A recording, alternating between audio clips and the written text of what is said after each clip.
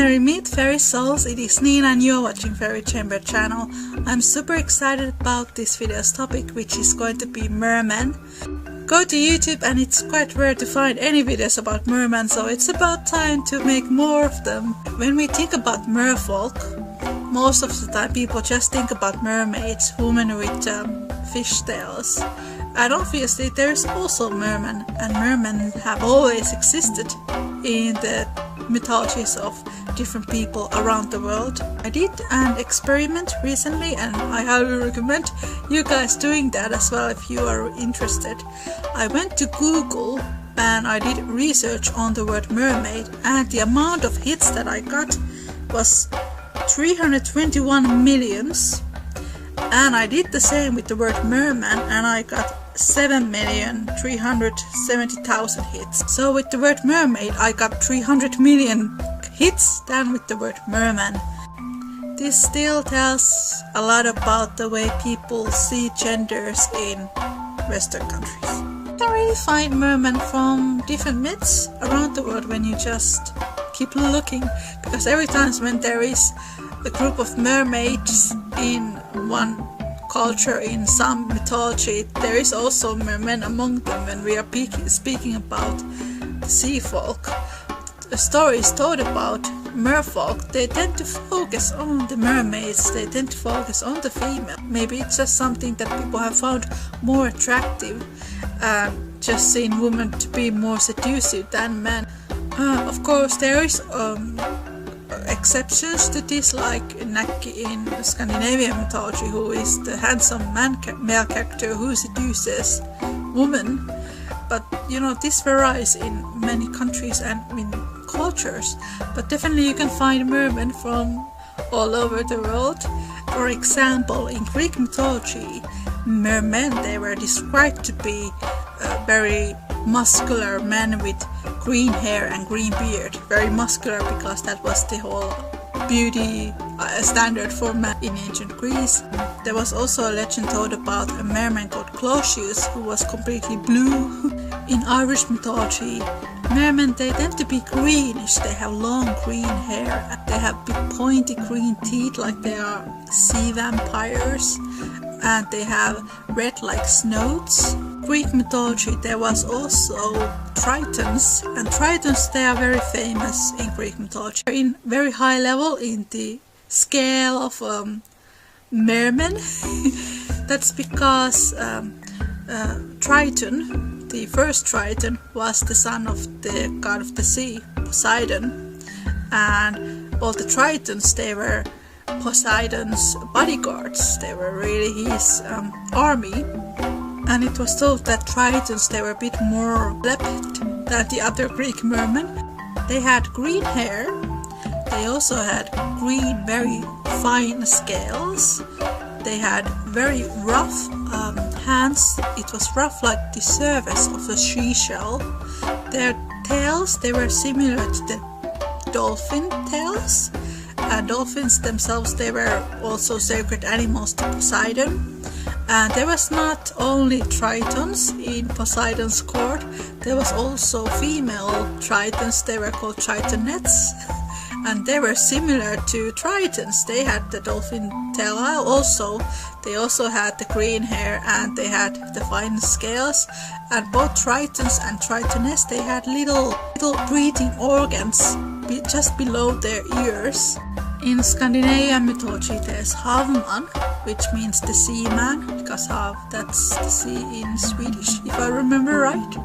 And Havman, he was usually described to be rather handsome.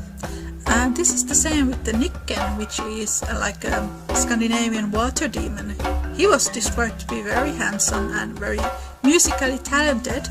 You can find Nikken also from Norway, it's Nokken, I think. In Finland we have Näkki, and in Germanic folklore the same character is Nixen or Nix. And especially in Sweden, I remember that Nicken is very handsome character. It's funny, then in southern Finland, Näkki can be a handsome man, but in many cases Näkki in Finland is just ugly sea monster.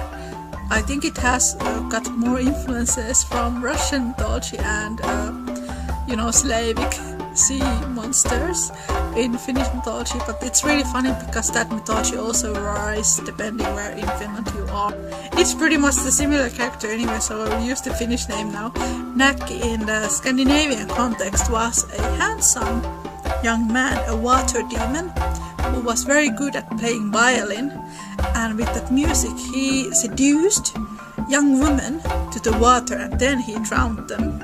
And sometimes Näkki appeared in the form of a white horse and seduced children, and when the children would climb up into the back of Näkki, he would drown the children. From Scotland you can find the blue men of the Muir, and the Muir is Scottish Gaelic, which means the sea, and the blue men obviously they were mermen who had very bluish and grey skin. The blue men of the Muir, they were believed and maybe are still believed to live in the Minch Channel in the northern of Scotland. Another very famous dangerous water mermen in Scotland were the Finfolk. You can find stories from Finfolk, especially from the Orkney Islands from Scotland, and it was believed that the Finfolk, they had their own sea land called Finfolkahead. I hope I pronounced that right. It was believed that Finfolk, especially, they kidnapped children from the beaches, human children, and took them to Finfolkamen and kept them there as their slaves. In Japanese folklore there is tales about Hori, which was a fisherman originally who ended up marrying a mermaid, and that made him the god of the fishermen. Many times fishing is connected to ocean gods. I always find it very strange when fishing is directly many times connected to be a male attribute, because I personally know more female fisherwomen than fishermen. What can I say, my family, they all fish except me. And one of my best friends, she loves fishing, and it's so funny because she's such a feminine woman. She's always having high heels and perfect makeup and earrings. Not talking about myself, but my friend Annie, she loves fishing. So I always find it very bit annoying that there isn't really myths about female or women who loves fishing and are ocean deities. Pretty much all the fishermen deities are men, but maybe this is really just a cultural thing. And I guess in many countries and cultures it has been job for the men to go fishing, but really I know so many fisherwomen that we need more fisherwoman goddesses. That's such stupid English word, fisherman. In Finnish it's kalastaja, someone who fishes. Hori mythology, Maui, he's another fisherman god who is connected to lots of myths about mermaids, and still he is a fisherman god. And then in Greek mythology, Poseidon, he's also god of the fishermen because he is god of the oceans. And you can find that one from many countries. In Finland we have Vetehinen, who is also a male water deity, but in Finnish mythology, mermaids in general, you rarely find them to have tails anyway. Vetehinen, he was usually described to have lower body covered in sea foam or water foam, and it's the same with Finnish mermaids. They didn't necessarily have a tail, they had a dress made from water foam or sea foam. And then also Finnish water deity is Ahti, who was the Finnish god of water. He's sometimes described to have a tail, but most of the time he is just described to be a man and also a god of fishermen. Well, in Finnish mythology, Vellamo, she's also a goddess of fishermen. I really like that. And Vellamo also, she's not described to be a mermaid many times. She's just described to be a beautiful, very handsome woman. And she's a god of the sea. She's the goddess of the sea. Vellamo, fishermen used to pray Vellamo when they went fishing. If you know any other female goddesses who are connected to fishing, please let me know, because I really want to find more outside Finland. I hope you enjoyed this video. Feel free to subscribe to my channel for more and give this video a thumbs up if you enjoyed it.